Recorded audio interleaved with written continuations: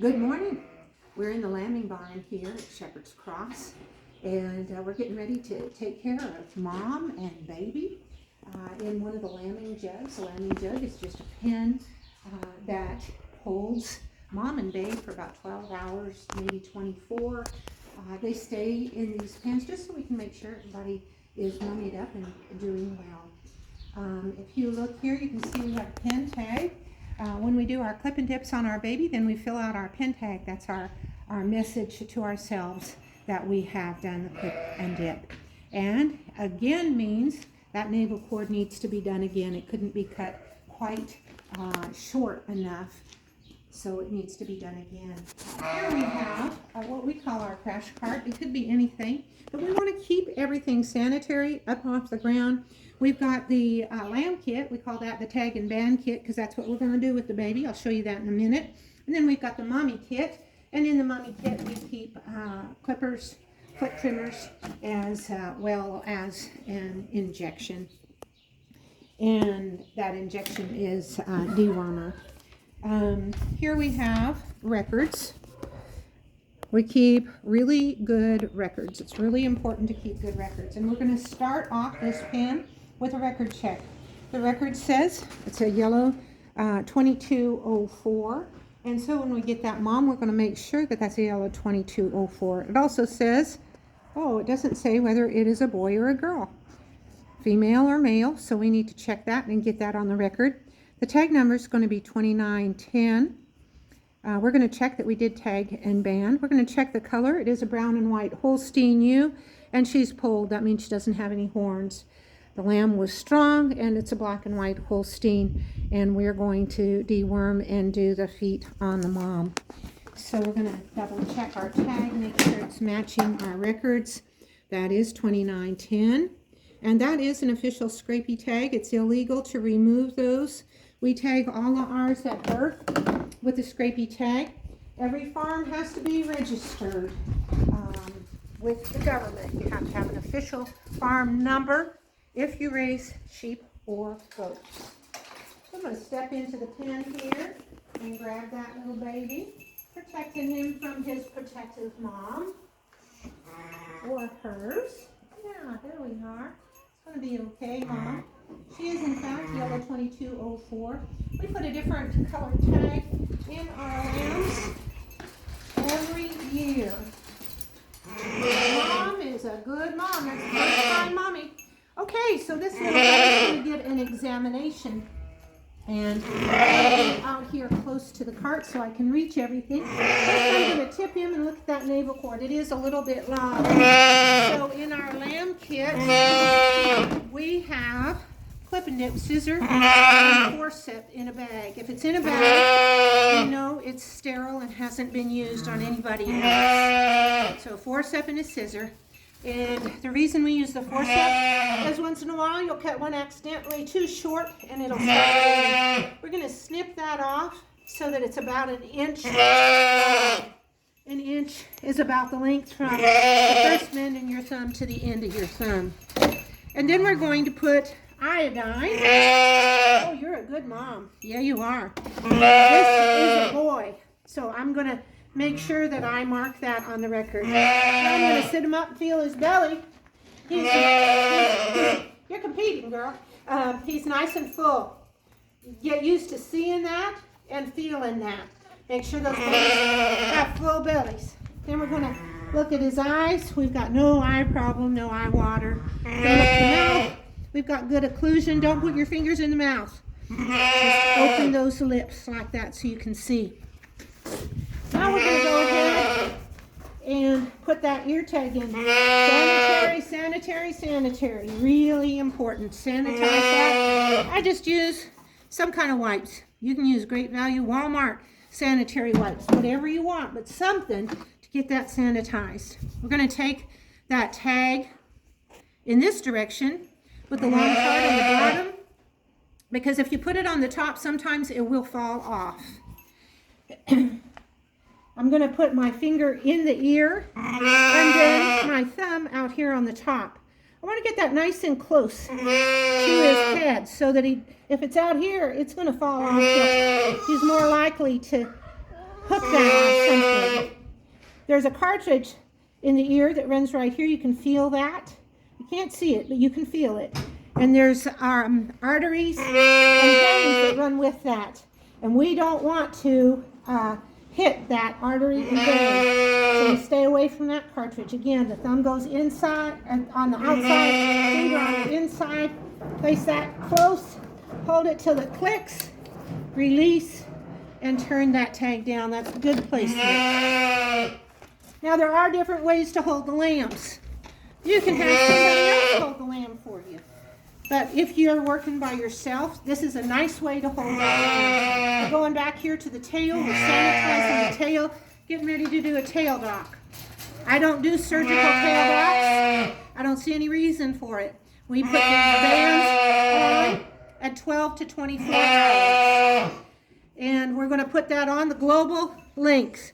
Global length is about 1.5 inches.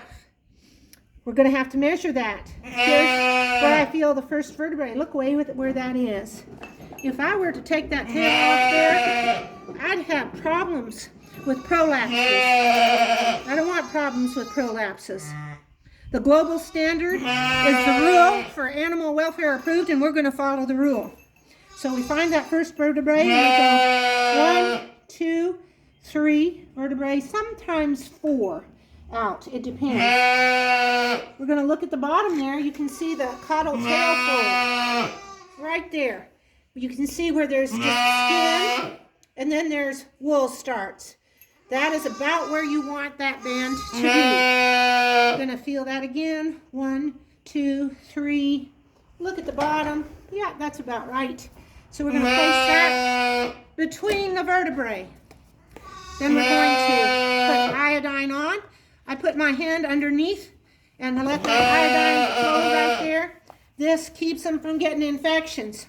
If you don't use iodine and if you're not sanitary, you're going to have all kinds of infections. Now, before I go on to take care of Mommy, I'm going to sanitize my hands.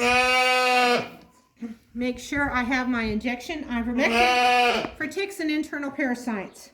You can choose not to do this, but this helps to protect the lambs. Parasites are a real problem the world over. Then we have foot trimmers. It's got a little rock there. I'm going to stick those in my pocket. And I'm going to set this little one off in another stall so it's safe.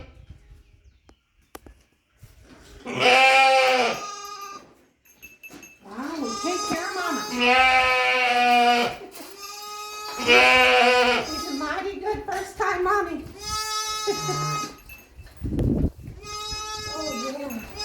I know. I know, Mama. You want that baby, don't you? You sure do. And I'm going to bring her out here so we can see a little bit better.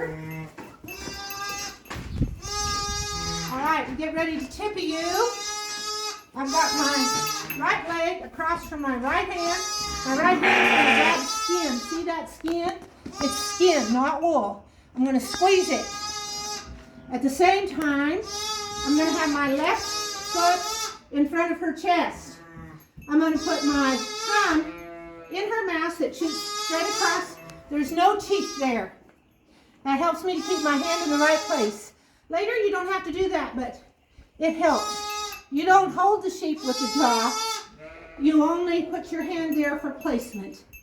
Then I'm going to twist her head all the way back here where my hand is, squeezing the flank.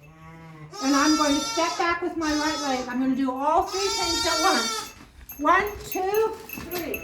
Down she goes. When you pull a sheep, you pull them from here. Never pull them more than 10 feet. That's AWA standards. Now shere's her exam. We're going to check the eyes. She's nice and pink. See how you put your thumb on the eyelid, push the eye in, and pull that skin down. She's nice and pink. We're going to check her mouth. She only has 1-year-old teeth. I know she's 2. She just hasn't had the second set of teeth in yet. Checking her udder. The baby is obviously full and healthy. There's no reason to express milk in this, Mom. If you have a reason to, make sure you sanitize the udder and sanitize your hands. There's no heat. She's in good condition here. Here we have a swollen mom. She's a little swollen. She had a difficult first delivery. Now we're going to give that injection. Where we're going to give it is where the skin is really visible. Here, let me see if I can get her to lay a little better. Right here on the chest, not on the leg, on the chest. You're going to lay that syringe flat on the chest, the brisket chest area. And what we're going to do is bevel up. That little hole in the needle goes up. Never put stuff in your mouth. Hold that in your hand. You're going to lay that on the chest, pick the skin up, push it in. You can see the needle there. It's under the skin. Pull back. Make sure there's no blood. There's no blood. So now we're going to inject. If there's blood, you get out of there. We rub that in really good. If you get blood, you go in on the other side. Giving an injection in the bloodstream can end up with a killed animal. We don't want that. Next, we're going to do her annual pedicure. We're going to clean out the foot with the trimmers. If you don't clean that poop out of there, you can't tell what you're doing. Then you're going to start trimming on the outside. Trim that sole as well. And a little snip off the inside. Get that looking as normal as you can. She doesn't have very much to trim. Just a little bit. Once in a while, you'll trim too short. And you'll get into the blood. They start bleeding. It's like cutting your toe too short. It hurts. What we'll do then is we'll sanitize the area with a wipe and we'll put iodine on. We trim the feet on our sheep once a year, either in the lambing jugs or on the shearing floor. When we hold those feet, we never hold it up straight like this. You never hold a sheep by the foot and hold them. You'll break the leg, you'll pull the ligaments, you leave that foot sort of loose. Even back here. I don't hold it way out here so I can stand up straight. I'm holding that thing bent. Because if she kicks and it's straight, you're going to damage that leg. You could damage it for life. That little lamb is about as noisy as his mom. Now notice how relaxed she is. That's how you want your ewe. That's how you want them in the tipped posture. Nice and relaxed. Because if they aren't relaxed and they're fighting you, then generally that means something's not right in how you're holding them. We want her to be comfortable. Now this one's a little bit harder to figure out where to trim, and we're going to have to take little bits. But this is where you get into danger. If we trim that too much, she's going to start bleeding. I'd rather trim her a little bit more on the shearing floor. Depends on the terrain that you have, whether or not you are going to have to trim more than once a year. All right, we're going to let her up in such a way that she doesn't get hurt. And then we're going to let that little baby out. Thank you. Yeah, there we go. Thank you, Abby. Mama, you just wait here. She's going to bring that baby out for you. There we go. Go on. Come on, Bella. Go that way. There we go. There we are.